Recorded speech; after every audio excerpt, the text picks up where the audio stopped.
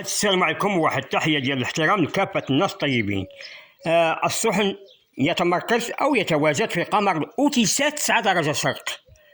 الفينال ديال كأس الاتحاد الأوروبي سيفيا وآسي روما مجانا وبالتعليق الفرنسي على إحدى القنوات السويسرية اللي سميتها W9 سويس.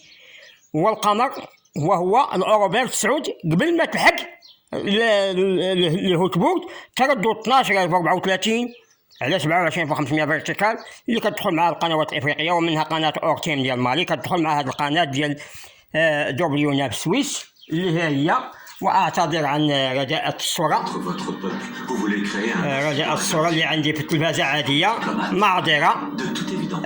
ما لنا بعد ما حطينا المعلومات على المباراة ديال الفينال ديال سيفيا وآسي روما وعلى القمر ديال الأوتيسات 9 درجة شرق، وعطينا التردد 12034 فيرتيكال على 27500. نتحول مباشرة إلى قمر النيلسات 7 درجة غرب لدي الجديد.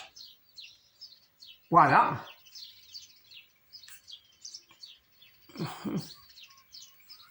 نتوجه إلى قمر النيلسات، لدي محتوى سأعمل على تقديمه حالا. فوالا نمشيو ونشوفوا السينيال واش غيجي ولا ما يجيش.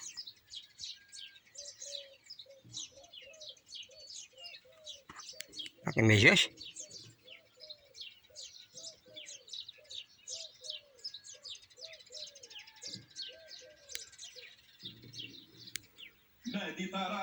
بالله هو جا. ياسين ابراهيمي اللؤلؤ المتألقة مع نادي الغرافة، كرة لهدف أول متابعتاتي. قلنا مباراة هامة وقوية وبالتعليق العربي ديال عصام الشوالي، هي اللي غتجمع المنتخب التونسي والمنتخب البرازيلي مجانا على قمر النيلسات ومجانا على قمر بدر 26. قنوات البين سبور خاصة الجلوبال التردد 11054 على 27500، هذا بما يخص قمر النيلسات. والبين سبور جلوبال على قمر بدر 26 تردد 11566 على 27500 هوريزونتال، مقابلة المنتخب التونسي والمنتخب البرازيلي توقيتها 6:30 بالتوقيت المغربي و5:30 بالتوقيت العالمي. هذه هي المعطيات الخاصة التي عملت على تقديمها. وهناك مباراة أخرى في قمر الهوتبورد 13 درجة غرب، هي التي سوف تكون ما بين المنتخب الإنجليزي والمنتخب الإيطالي أقل من 20 سنة في قناة الراي الإيطالية مجانا، التردد 11804 فيرتيكال على 27500.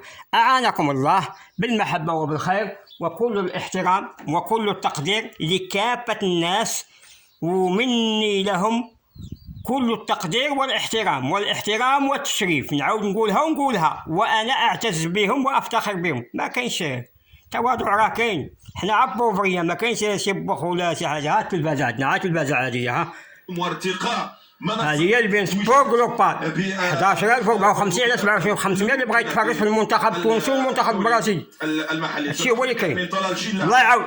نجم